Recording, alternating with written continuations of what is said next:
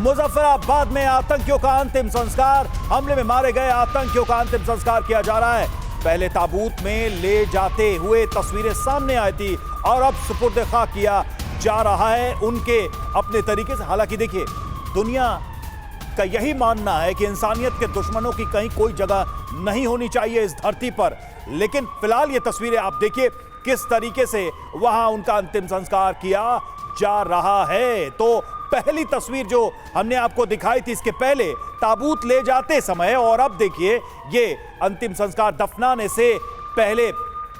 Meston sir, एक चीज मैं आपसे समझना चाहूंगा कि इतनी खबरें आ रही हैं, इतने आतंकियों को लेकर बातें आ रही हैं, और पाकिस्तान सेना कितनी काबिल है वो भी दुनिया ने देखा। इस वक्त मुनीर और साथ ही शहबाज शरीफ के दिमाग में क्या चल रहा होगा? अभी मुनीर के और शहबाज शरीफ के दिमाग में एक ही चीज़ चल रही होगी, घबराहट, इसके अलावा और कुछ नहीं, कंफ्यूजन। और यही मैं पहले भी शायद बोल रहा था, हमें इनके माइंड्स को पैरालाइज करना है, कंफ्यूज करना है, इनकी डिसीजन मेकिंग शक्ति को ख़त्म करना है। और आज वो कंफ्यूज होंगे अपने इलाके के अंदर। पाकिस्तान के लिए तो सबसे शर्मनाक बात यह है कि पाकिस्तान पंजाब में हमने स्ट्राइक की है घुस के, और बहुत बढ़िया स्ट्राइक की है। तो कहने का मतलब है कि इतना कन्फ्यूजन होगा। और एक होता है ना लॉस ऑफ फेस, मेरे ख्याल मुनीर का तो लॉस ऑफ फेस हो गया है। अब वो पछता रहा होगा कि मैंने ये क्यों पहलगाम में अटैक कराया, और क्यों ये मैंने स्टेटमेंट दिए थे कि कश्मीर इज अ जगुलर वेन और ये हिंदू मुस्लिम और वगैरह। अब वो पछता रहा होगा और उसको पता है इंडियन।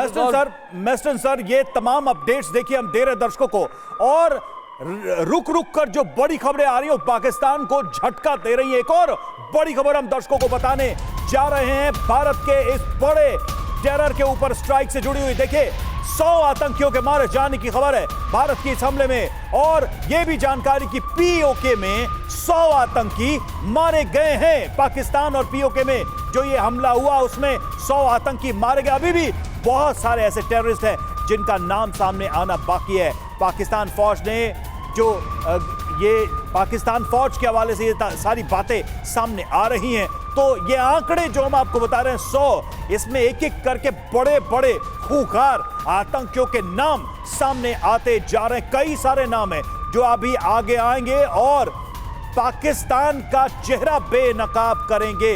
हमारे साथ सरदाना सर भी हमें ज्वाइन कर चुके हैं, डिफेंस एक्सपर्ट। सरदाना सर, आप कैसे देखेंगे इस हमले को? पहला कमेंट आपका, और क्या इन खबरों से यह साबित नहीं होता कि भारत का यह हमला सिर्फ और सिर्फ आतंकियों के खिलाफ था? क्योंकि जैसे जैसे बड़े नाम सामने आ रहे हैं वैसे वैसे पाकिस्तान का चेहरा भी सामने आ रहा है।